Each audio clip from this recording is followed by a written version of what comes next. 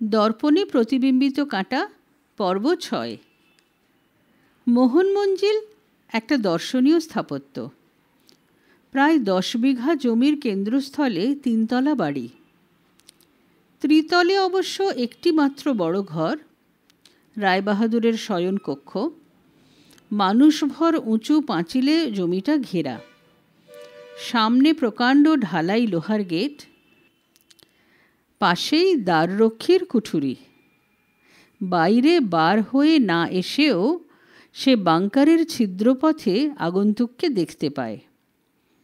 Gate থেকে চওড়া double lane একটা সুরকির রাস্তা বাড়ির দিকে এগিয়ে গেছে। দুপাশে ফুলের কেয়ারি, কিছু দূরে দূরে মর্মর মূর্তি, গ্রিক ও রোমান ভাস্কর্যের দেবদেবী ও উপদেবতা, অ্যাপোলো, মার্কারি, ভেনাস, বাক্কাস, ফন। সুরকির রাস্তাটা একদিক দিয়ে পোর্টিকোয় ঢুকে অপর দিক দিয়ে বার হয়ে এসেছে। সামনে গ্র্যান্ড স্টেয়ার্স, মিড ভিক্টোরিয়ান যুগের শৈলীতে। সামনে একসারি কোরিন্থিয়ান কলাম, চওড়া মার্বেলের বারান্দা, জানলা দরজায় ডাবল পাল্লা, কাঁচের ও ভেনিশিয়ান খড়খড়ির। সামনেই বৈঠকখানা, ডাইনে স্টাডি, বাঁয়ে লাইব্রেরি তথা বিলিয়ার্ড রুম। এই 3টি ঘরের পিছনে প্রকাণ্ড হল কাম ডাইনিং রুম। একসঙ্গে 50 জন মানুষ পঙ্ক্তিভোজনে বসতে পারে। বিরাট হলের কেন্দ্রস্থলে শুধু একটি শ্বেতপাথরের টেবিল। 5-5-10 জন দুদিকে বসলে টেবিলের 2 প্রান্তে 2 জন, একুনে 12 জনের একত্রে বসার নিত্য আয়োজন। বড় জাতের ডিনার হলে খাজাঞ্চিখানা থেকে বাড়তি টেবিল চেয়ার নিয়ে আসতে হয়।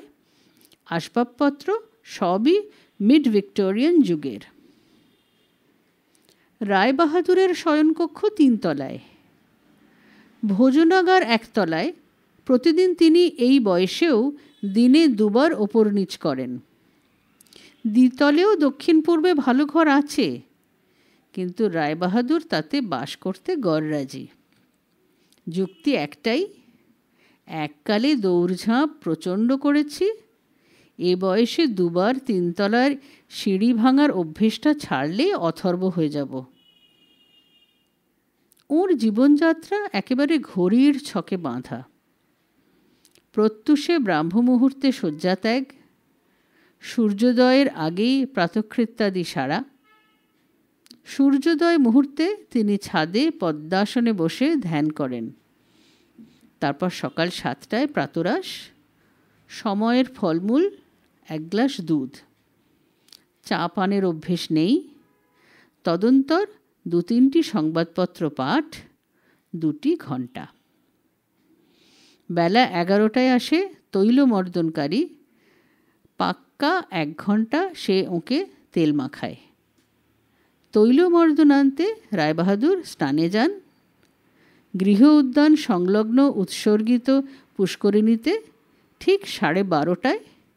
ফলে বাড়ির লোকজন হয় 12:15টার মধ্যে পুকুরে স্নান সেরে আসে, না হয় কর্তামশাই 1:30টায় স্নান আনতে ফিরে এলে।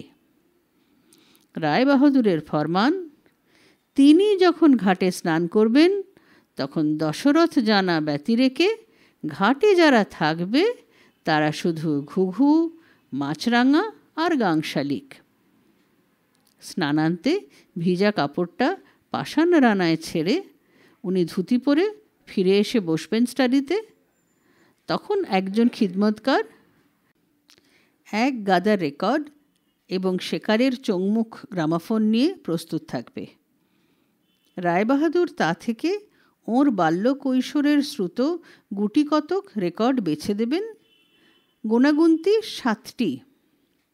7ম রেকর্ডটির সুর মিলিয়ে যাবার সঙ্গে সঙ্গে প্যাসেজে মানে ভিতরকার বারান্দায় পেটা ঘড়িতে বেজে উঠবে ঢং। রায়বাহাদুর তৎক্ষণাৎ সংলগ্ন স্নানাগারে যাবেন। কোন কবিরাজ নাকি এককালে বলেছিলেন, আহারের পূর্বে ব্লাডারটাকে নিরম্ব করে ফেলতে পারলে হজম ভালো হয়। ঠিক 7 মিনিট পরে বাজবে দ্বিতীয়বার ধাতব ঘণ্টা, ফাইনাল কল, ঢং।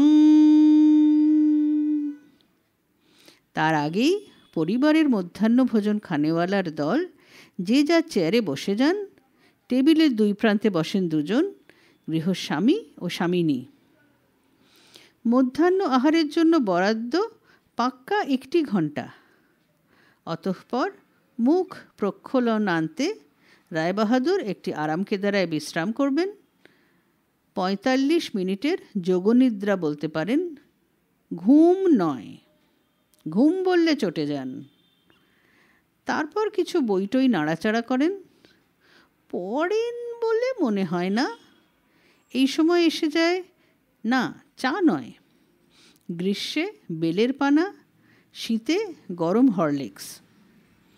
4:30 থেকে 5:30 সান্ধ্য ভ্রমণ, কম্পাউন্ডের ভিতরেই, খালি পায়ে দূর্বাঘাসের ওপর। সন্ধ্যায় টিভিতে সংবাদ শোনেন, সেটা শেষ হয় 7:15। তারপর আবার উঠে যান স্টাডিতে। দেরি হয়ে গেছে তা হোক, এবার উনি বংশের আদিপুরুষ পুরুষোত্তম দাস শেঠজির অনুকরণে নিজের কথা লিখতে বসেন। না, দিনপঞ্জিকা নয়, আত্মজীবনী। জ্ঞান হওয়া ইস্তক তাঁর কালের কথা। প্রাক স্বাধীনতা যুগের নানান খণ্ড কাহিনী থেকে শুরু করে আজ তাক এ কাজ পাক্কা 1.5 ঘণ্টার। কারণ ঠিক 9:07 স্টাডি রুমের বাইরে পেটা ঘণ্টায় আবার একটা শব্দ হয়, ঢং। কলমটা খাপ বন্ধ করে রায়বাহাদুর এগিয়ে যান সংলগ্ন ইউরিনালের দিকে। সেই নিত্য কর্মান্তে পাশের ঘরে ডিনার টেবিলে গিয়ে বসেন। প্যাসেজের ধাতব ঘণ্টায় দশরথ দ্বিতীয়বার ঘণ্টাধ্বনি করার পূর্বেই। প্রথম ও দ্বিতীয়বার ঘণ্টাধ্বনির মাঝখানে সময়ের ব্যবধান 7 মিনিট। কেউ যদি সময় মতো উপস্থিত হতে না পারে, তাহলে অলিখিত আইন অনুসারে সে আর ভোজনাগারে যায় না। তার খাবারের থালা তার ঘরে রেখে আসে গৃহভৃত্যরা। পরদিন সকালটা সে কাঁটা হয়ে থাকে, কখন রায়বাহাদুরের সঙ্গে মুখোমুখি দেখা হয়ে যায়। পূর্বরাত্রে সময় মতো খানা কামরায় হাজিরা দিতে না পারার কৈফিয়ত দেবার ডাক পড়ে। ডক্টর মিস স্মিথের জীবনও নিয়মানুগ, তবে এমন যান্ত্রিক ছকে বাঁধা নয়। হয়তো সেজন্যই তিনি আহার বিহারের পৃথক ব্যবস্থা করতে পীড়াপিড়ি করেছিলেন। উনি থাকেন আউটহাউসের একটি পৃথক ঘরে। ভালো ভালো আসবাব দিয়ে সেটিকে সাজিয়ে দেওয়া হয়েছিল। সংলগ্ন স্নানাগারও আছে।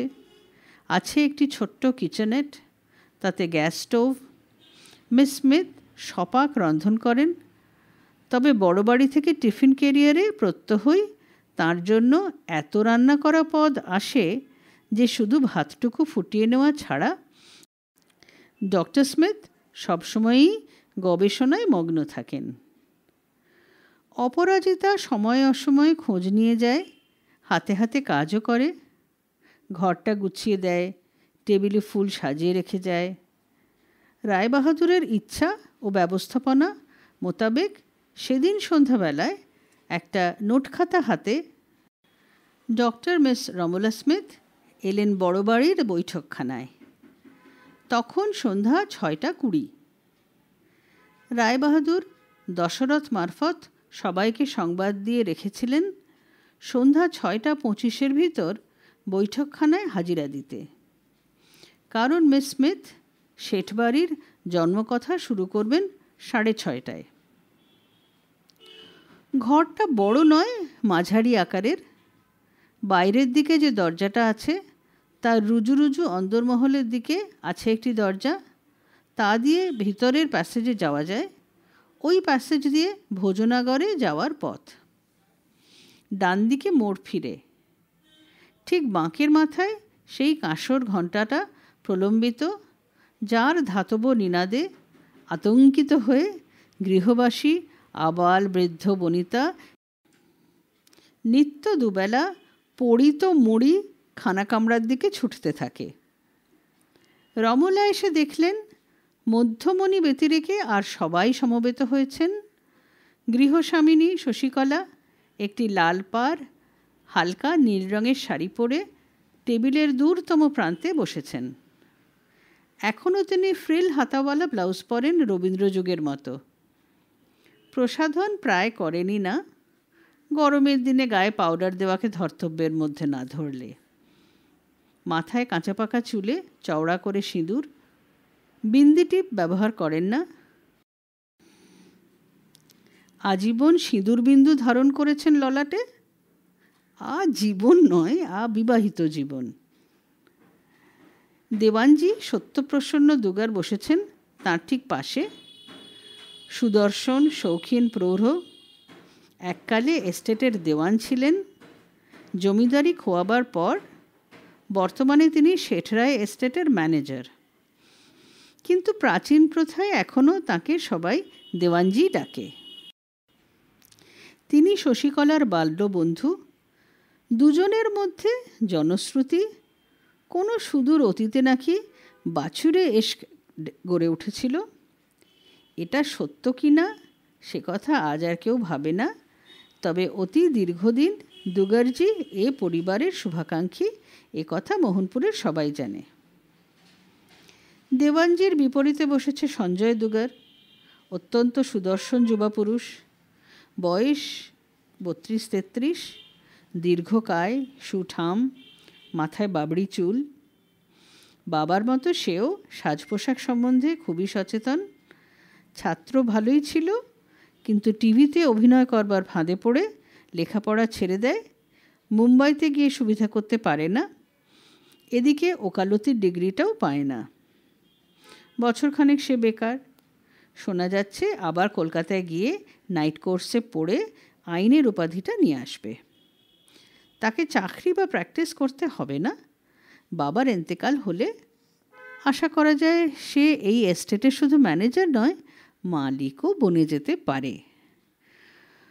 অপরাজিতার মতিগতি বোঝা ভার, কিন্তু পিসেমশাই তাকে নেক নজরে দেখেন, কারণ তাঁর হুকুম তামিল করতে সঞ্জয় সবসময় এক পায়ে খাড়া। সঞ্জয়ের পাশে ওই শ্যামবর্ণ ছেলেটি ডাক্তার সলিল বসু। রমলার মতো পিএইচডি ডিগ্রিধারী নয়, তবে সেও ডক্টর। রীতিমতো 5 বছর নীলরতনে জ্যান্ত মরা ঘেঁটে এবং কেটে এমবি পাস ডাক্তার। ভালোভাবে পাশ করা সত্ত্বেও সলিল শহরের মোহ ত্যাগ করে এই গ্রামে এসে প্র্যাকটিসে বসেছে। ওর বাবা সুধাময় বসু ছিলেন এই অঞ্চলের একমাত্র পাশ করা ডাক্তার। বাবার প্র্যাকটিসটা সলিল ধীরে ধীরে অধিগ্রহণ করছে। বৃদ্ধ সুধাময় আজকাল আর সকাল সন্ধ্যা চেম্বারে এসে বসেন না, ছেলেই সেই কাজটা করে। শুধু 2-3টি বিত্তবান পরিবারে পুরনো ফোর্ড গাড়িটা বার করে তাকে রোগী দেখতে যেতে হয় আজও। মোহন মঞ্জিলে কারো শরীর বেজুত হলে অনিবার্যভাবে ডাক পড়ে সুধাময়ের। তবে ডাক্তার সুধাময়ের আদেশ অনুসারে সলিলকে প্রতি রবিবার সন্ধ্যায় একবার করে মোহন মঞ্জিলে আসতে হয়। একতলায় দাবা খেলার আসরে কর্তাকে এবং 3 তলায় গৃহস্বামিনীকে পেড়ে ফেলে রক্তচাপ নিতে হয়। সেটা খাতায় লিখে রাখার দায়িত্ব অপরাজিতার। সলিল শ্যামলা হলেও সুদর্শন, তার হাসিটা বড় মিষ্টি, আর কথাবার্তা ভারী সরস সপ্রতিভ। এছাড়া এসেছেন কবিরাজ বলরাম মোহান্তি, আদি নিবাস কটক। তাঁর পুত্রটি মোহনপুর কোঅপারেটিভ ব্যাংকের ম্যানেজার। বিপত্নিক বলরাম এখন পুত্রের সংসারেই বাস করেন। ভদ্রলোক খুব ভালো দাবা খেলেন। আন্তর্জাতিক আইনে নয়, প্রতিটি বোর্ডে যে ঘরে পড়ে সেই স্থান মাহাত্মেই পুনর্জীবন লাভ করে। সবাই রানী হয়ে যায় না। বস্তুত তাঁর জীবনের রানী যেমন স্বামীকে ত্যাগ করে প্রৌঢ়ত্বের প্রথমেই স্বর্গারোহণ করেছেন, তেমনি ওর দাবার ছকেও রাজারানীর ঘর ছাড়া অন্য ঘরের প্রতিটি বোড়ে রানিত্ব লাভের সৌভাগ্য বঞ্চিত। সপ্তাহে একদিন প্রতি রবিবার সন্ধ্যায় টিভিতে বাংলা সংবাদ পাঠ শেষ হলে তিনি মোহন মঞ্জিলে হাজিরা দেন পুঁটুলি বগলে। রায়বাহাদুর 7:30 থেকে 8:45 পর্যন্ত 3 দান দাবা খেলেন। 2-1 খেলা চটে গেলেও বেস্ট অফ 3-তে রায়বাহাদুর প্রতি সপ্তাহেই যেতেন।